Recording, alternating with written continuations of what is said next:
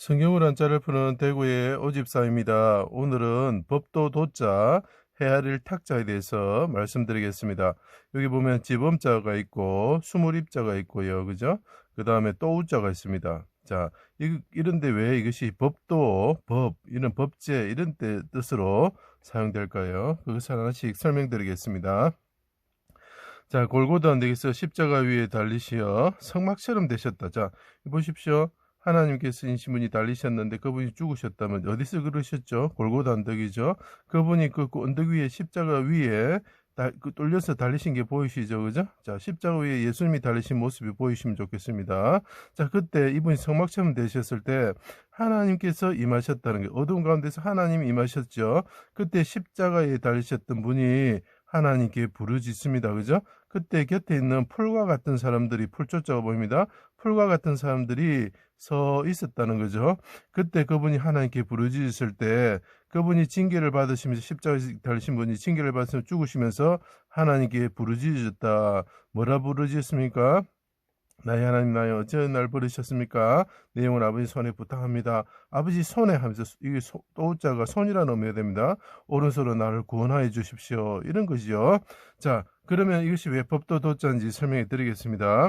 예수님이 그 성막처럼 달리셨을 때에 주의 법을 어기는 악한 자들이 에워쌌다. 자, 요 풀초자의 사람들을 통해 가지고 뭘 나타냅니까? 이 사람들이 있었는데 이 사람들이 주의 법을 어기는 사람이다. 법을 무시하는 사람이다. 율법을 지키지 않는 사람이라는 거죠.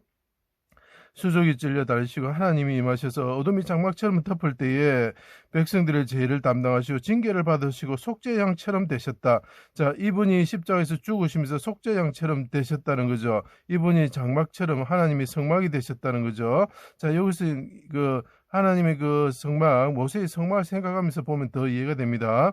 속죄양처럼 되시고 그 피를 손으로 휘장에 7번 뿌린 대제 사장이 되셨다. 자, 이 손이 뭡니까? 그분이 그 기뻐하시는 뜻을 이룰 때에 그 손이 대제사장이 7번 휘장이 이렇게 뭡니까 피를 뿌리는 손이 되는 거죠. 그리고 그분이 지성소를 향해서 입을 열고 분향단으로서 부르짖을 때에 지성소를 향해서 손을 피 묻은 손을 드는 그 손이 되는 거죠.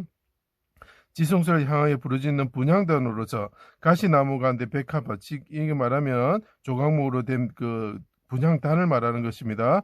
백합화처럼 하나님께 부르짖으시고 피 묻은 손을 들고 하나님께 간구하셨다. 이런 뜻입니다. 자, 보십시오. 성막을 그분이 이루시고 그분이 분향단처럼 입구자가 이제 분향단에 내죠. 1규빗 되는 그 네모난 분향단처럼 그분이 하나님께 부르시는 거 기도하시고 아버지 손으로 나를 구원하여 주십시오 하고 징계를 받으시고 하나님께 부르시고 죽으셨다. 이런 뜻이죠. 자, 그것을 생각하면서 봐주셔야 됩니다. 나의 하나님 어찌하여 나를 버리셨으며 내가 진토에 내려가는 자와 같습니다.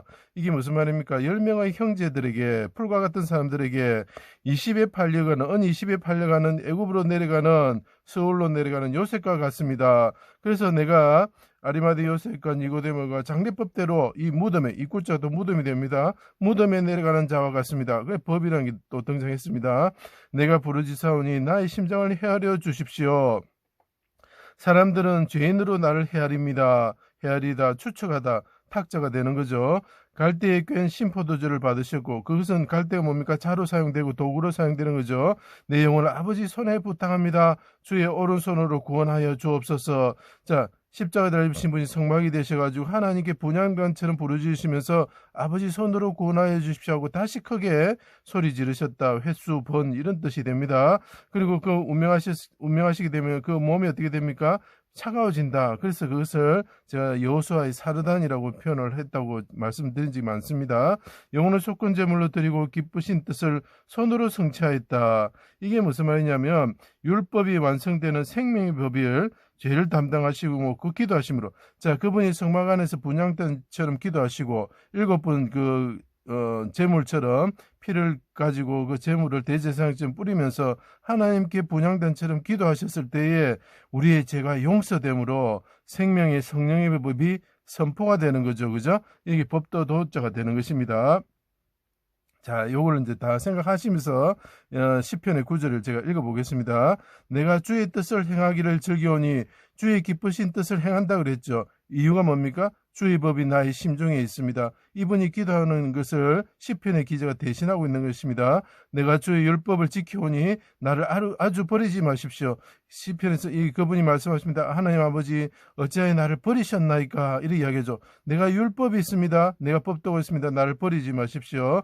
내 영혼이 진토에 붙어 싸우니 주의 말씀대로 나를 살려주십시오. 내가 무덤에 내려가는 자 같습니다. 진토에 내려가는 자와 같습니다. 말씀하시면서 주의 말씀대로 주의 법대로 나를 살리십시오. 나는 죄가 없습니다. 이 사람들은 법을 지키지 않지만 나는 주님의 법을 내 마음속에 두고 있습니다. 주님 말씀을 지키기를 즐깁니다. 주님 나를 구원하여 주십시오. 이런 뜻이죠. 교만한 자들이 거짓으로 날 치려합니다. 이 사람들은 법을 지키지 않는 사람들입니다. 나는 진심으로 주의 법도를 지키겠습니다. 법도란 말이 계속 나옵니다. 그들이 주의 법도를 지키지 않으므로 내 눈에 눈물이 시냇물처럼 흐릅니다. 그래서 내가 통곡과 눈물로 간구드립니다.